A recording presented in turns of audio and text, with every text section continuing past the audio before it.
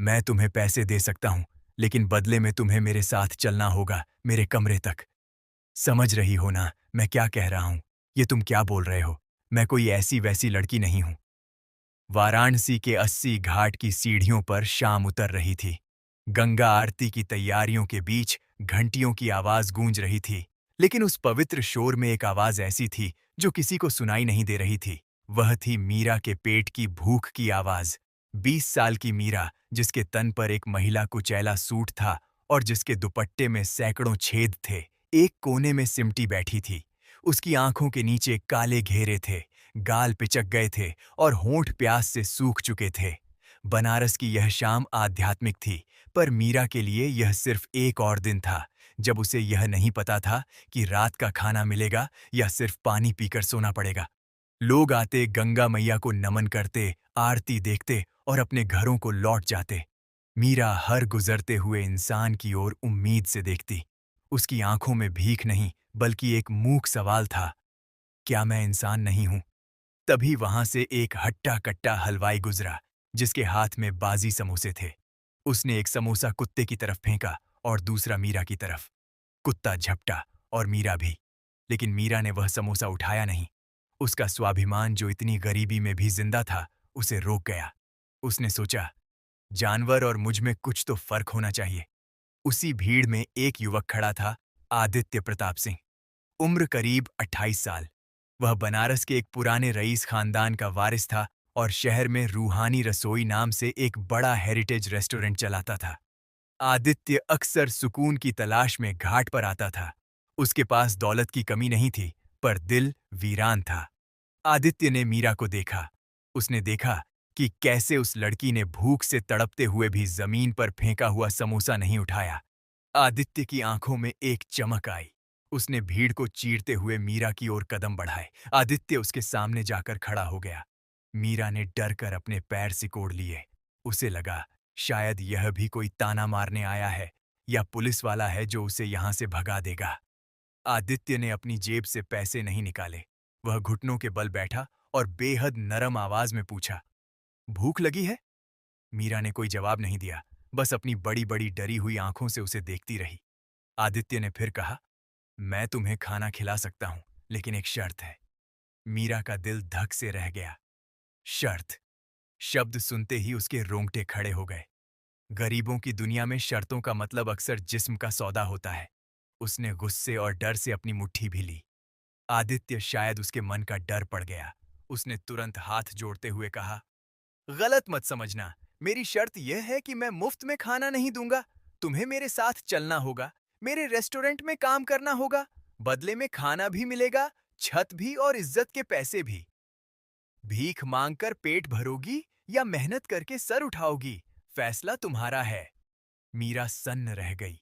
आज तक लोगों ने उसे सिक्के दिए थे, गालियां दी थीं, हिकारत दी थी, लेकिन किसी ने उसे काम या इज्जत का ऑफर नहीं दिया था। उसके मन में द्वंद चल रहा था। क्या भरोसा करूं? यह अनजान आदमी कौन है? कहीं यह कोई चाल तो नहीं? लेकिन फिर उसने आदित्य की आंखों में देखा। वहां हवस नहीं थी, दया भी नहीं थी। वहां सिर्फ भरोसा था, एक बराबरी का भाव था। मीरा ने कांपते हुए होठों से कहा, मुझे काम नहीं आता साहब। आदित्य मुस्कुराया, एक ऐसी मुस्कान जिसने मीरा के अंदर के डर को पिघला दिया। कोई माँ के पेट से सीख कर नहीं आता। नियत साफ हो तो पत्थर भी कारीगरी सीख लेता है। चलो। मीरा उठी। उसके पैर लड़खड़ा रहे थे। वह आदित्य की काली चमचमाती कार के पास पहुंची। ड्राइवर ने नाक भौं सिकोड़ी, लेकिन आदित्य ने खुद पिछली सीट का दरवाजा खोला और मीरा को बैठने का इशारा किया। गाड़ी रूहानी रसोई के पिछवाड़े रुकी। यह एक पुरानी हवेली थी, जिसे रेस्टोरेंट में बदला गया था।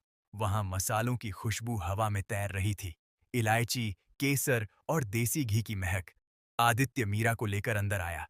वहां का स्टाफ, मैनेजर, वेटर, रसोइये सब हैरान रह गए। मैनेजर ने धीरे से कहा, सर, ये तो भिखारिन है। इसे आप किचन में लाएंगे?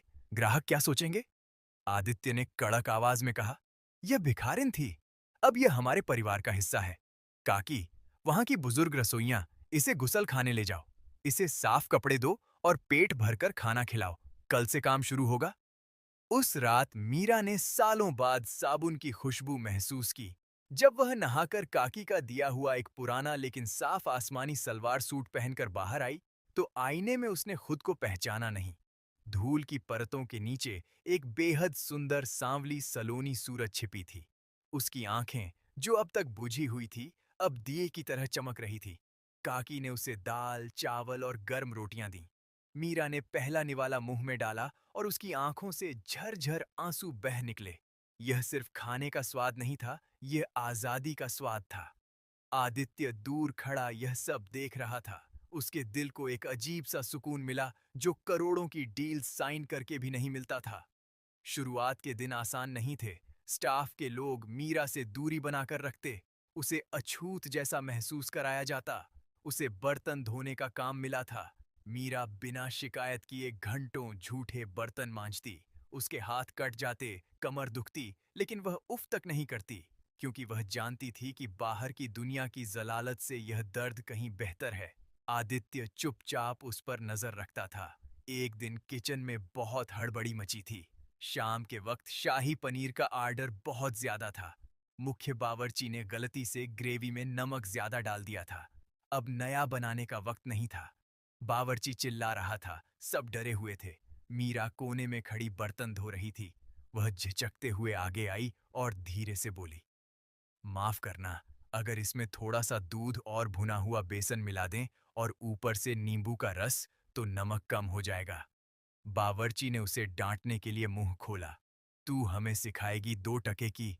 तभी आदित्य किचन में दाखिल हुआ। उसने मीरा की बात सुन ली थी। रुकिए, आदित्य ने कहा, करो जैसा ये कह रही है। बावर्ची ने बेमन से वैसा ही किया। जब ग्रेवी तैयार हुई तो आदित्य ने उसे चखा। स्वाद अद्भुत था। न सिर्फ नमक बैलेंस हो गया था, बल्कि स्वाद और निखर गया था। आदित्य मीरा की तरफ मुड़ा। उसकी आंखों में हैरानी और प्रशंसा थी। तुम्हें यह कैसे पता?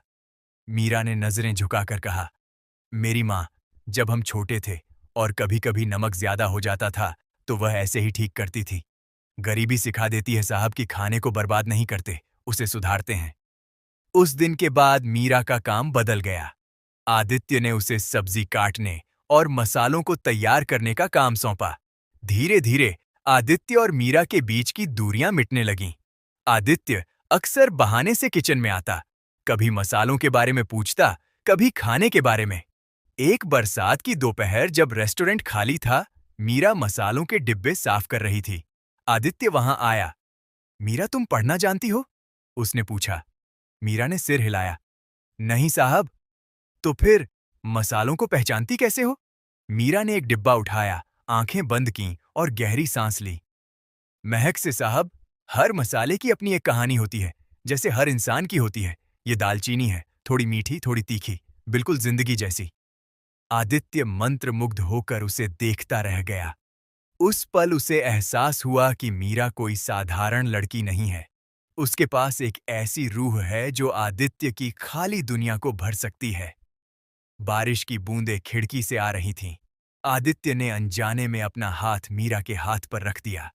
मीरा सैर उठी। एक करंट सा दोनों के बदन में दौड़ गया। नजरें मिलीं। उस खामोशी में हजारों बातें हो गईं जो लफ्ज कभी नहीं कह सकते थे। यह प्यार की पहली दस्तक थी। मीरा अब किचन की जान बन गई थी। आदित्य ने उसे कुकिंग सिखानी शुरू कर दी। मीरा बहुत जल्दी सीखती थी। उसके हाथ में जादू था। लोग अब रूहानी रसोई में सिर्फ आदित्य के नाम से नहीं, बल्कि उन नए हाथों के स्वाद के लिए आने लगे थे। लेकिन प्यार कभी आसान रास्तों से नहीं गुजरता। आदित्य की माँ सुमित्रा देवी, जो एक सख्त और पुरानी ख्यालात की महिला थीं, उन्हें जब यह भनक लगी कि उनका बेटा एक भिखारिन को ना सिर्फ सर पर चढ़ा रहा है, बल्कि शायद उसे चाहने भी लगा है, तो उनके पैरों तले जमीन खिसक गई। एक दिन रेस्टोरेंट में एक बहुत बड़ी पार्टी थी। शहर के मेयर और बड़े-बड़े रईस आए हुए थे। सुमित्रा देवी भी वहां मौजूद थीं। मीरा ने उस दिन मेहमानों के लिए खास बनारसी थाली तैयार की थी। जब मीरा खाना परोसने बाहर हॉल में आई, तो एक अमीर औरत, जिसने मीरा को महीनों पहले घाट पर देखा था, जोर से चिल्लाई, अरे ये लड़की तो वही है जो 80 घाट पर कटोरा लेकर बैठती थी। छी! आदित्य, तुमने एक भिखारिन के हाथ का खाना हमें खिलाया, हमारा धर्म भ्रष्ट कर दिया। हॉल में सन्नाटा छा गया। सुमित्रा देवी शर्म से लाल हो गई।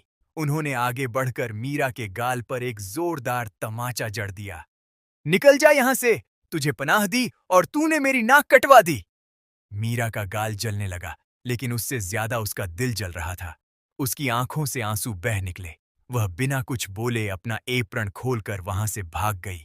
बारिश हो रही थी और वह उसी बारिश में गायब हो गई, वापस उसी अंधेरे की तरफ जहां से वह आई थी।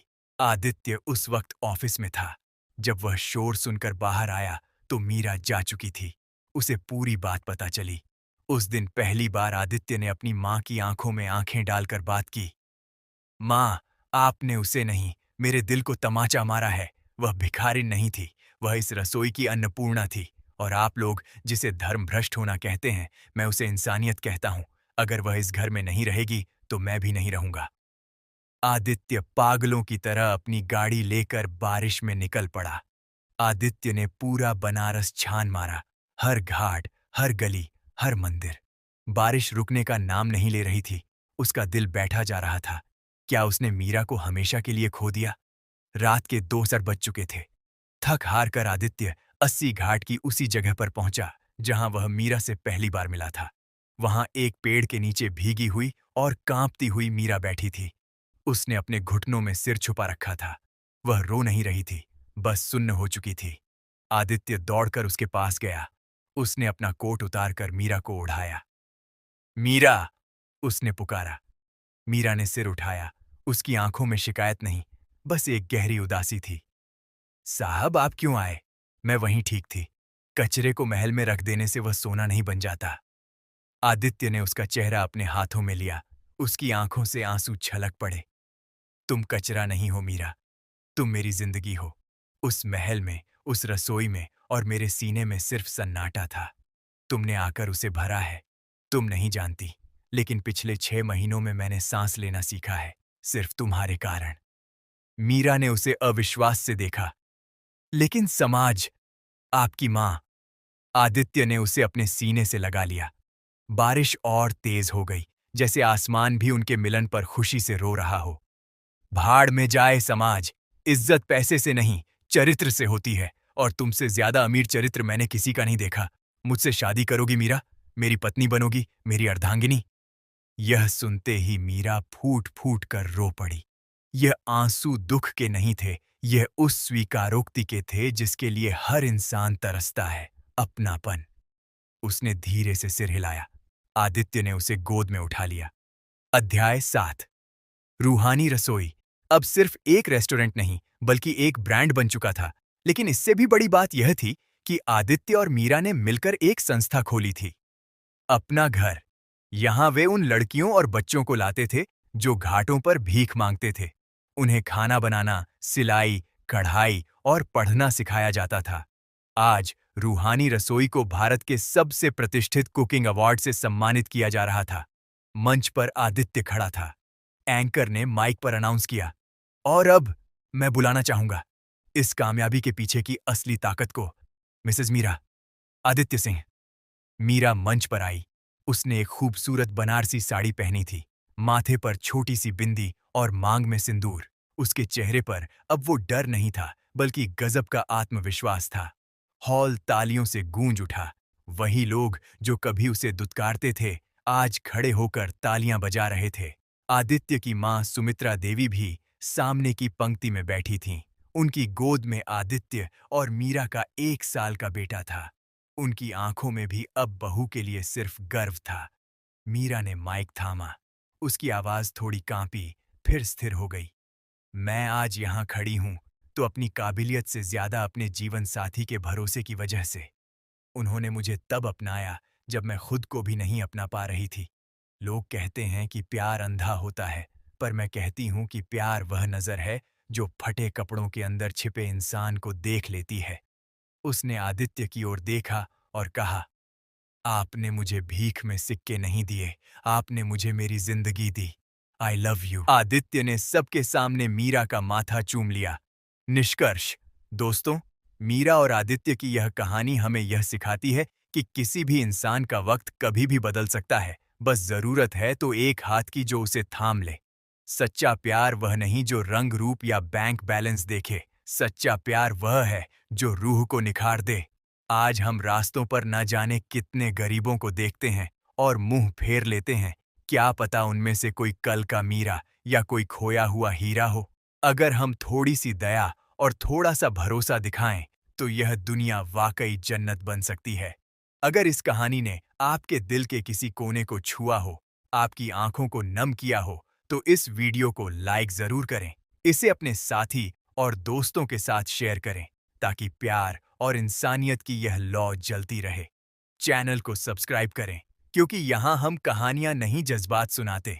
किसी भी बड़े सपने को सच करने के लिए सिर्फ दौलत नहीं बल्कि एक नेक नीयत और किसी का अटूट विश्वास चाहिए होता है। मीरा की यह यात्रा शून्य से शिखर तक की यात्रा है जो साबित करती है कि सम्मान कमाया जाता है, खरीदा नहीं।